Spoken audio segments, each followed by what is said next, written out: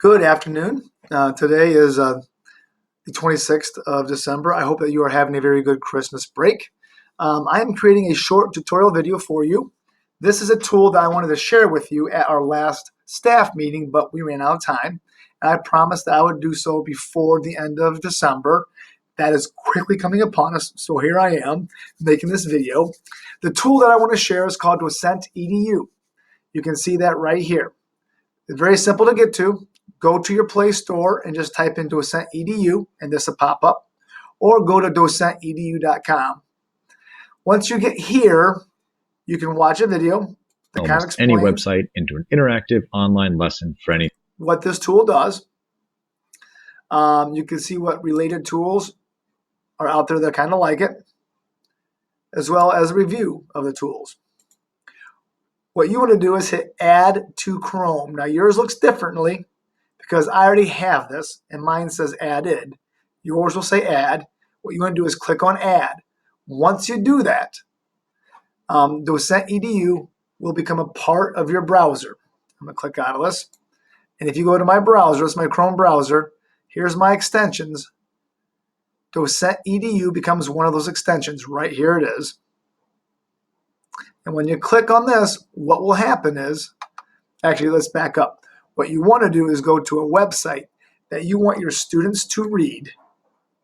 And this gives you the ability to create an interactive, engaging experience for your students on this website. So what you'll do is get to your website, click on this button. What happens then is, over on the left-hand side, this toolbar shows up, this purple toolbar. And these are your Docent tools. The first thing you want to do is click on this dashboard button right here. When you do that,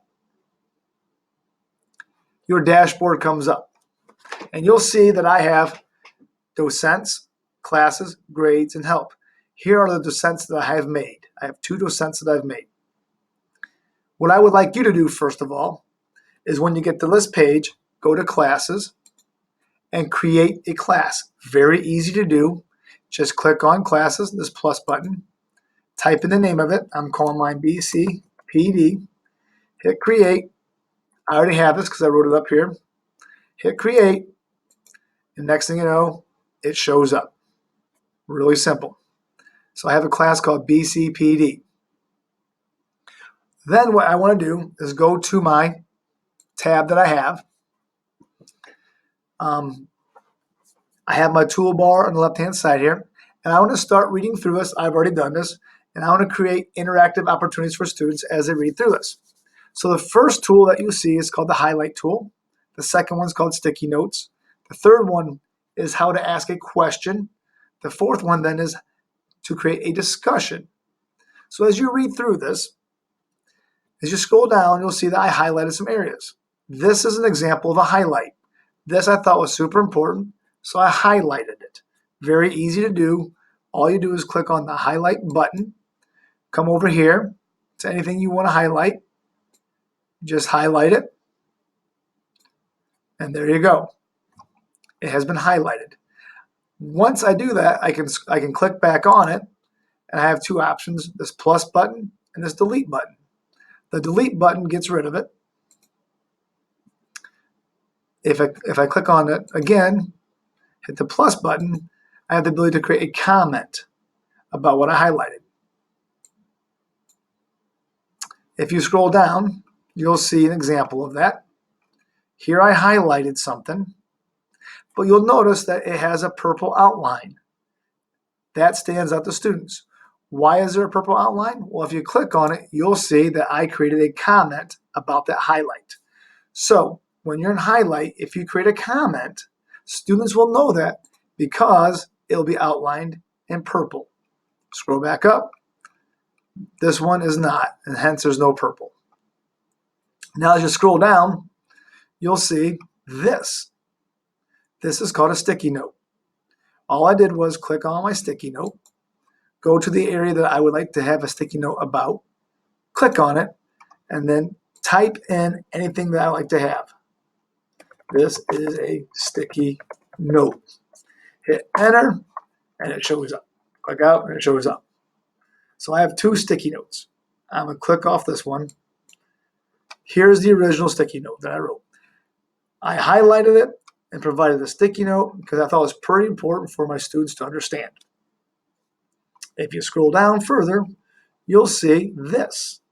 If you look at this icon over here on the left-hand side, it matches this icon over here. And that is a discussion. All I did was click on this button, click on the paragraph, and it gives me the ability to write a question for discussion. Hit create, and we're off and running. I'm going to go ahead and delete this because I already have one. But here is my discussion question. Is this a fair way to explore the relationships between school attainment and a country's economic prosperity? Please provide your reasoning. To answer that question, you have to read this paragraph and the ones before it to understand it and to provide some reasoning. It's a good way to test your students' cognitive abilities right now. They're understanding their comprehension of the material at this point in time. If you scroll down, you'll see my highlight that has a purple in it. That again means that there has been a comment. There it is. If you continue to scroll down, you will see a video that I put in. Again, this was nothing more than a sticky note. So I clicked on the sticky note. It's yellow, so it's being used right now. Clicked on this graph. And then all I did was type in the web address of the video and hit enter. And when I did that, this video shows up. It's a nice video that provides some background information regarding some of this material coming from this graph. It helps the students understand the graph and gets you thinking at a deeper level. Scroll down, and you'll see I have a question again with A, B, C, or D. This is multiple choice. All I did was click on the question icon, click on the paragraph I wanted, typed in my question, hit create, and then typed in my answers. Yes, no, maybe, absolutely, whatever. And I chose which one of those 4 questions will be the correct answer. I'm going to go ahead and delete this since I already have a question there. The question that I ask, according to the authors, what is most important to economic prosperity? Here's the 4 choices, and that's the answer. As you can see, I have a typo. Simply click edit, put the T in, hit save, and you're good to go. So now there's a question for my students to see. Now, will this show up in green for the students? No, it will not. But here I'm highlighting the answer, so when I have Docent grade all of the students' submissions, it knows what is the correct answer. If you scroll down, you'll see I had another discussion type question that came from here. Clicked on that, clicked on the paragraph, and then I wrote the question in. Here the question is, in your words, what does all of this mean? What direction should education as an institution head? What does this mean for your classes and our students? Pretty in-depth question.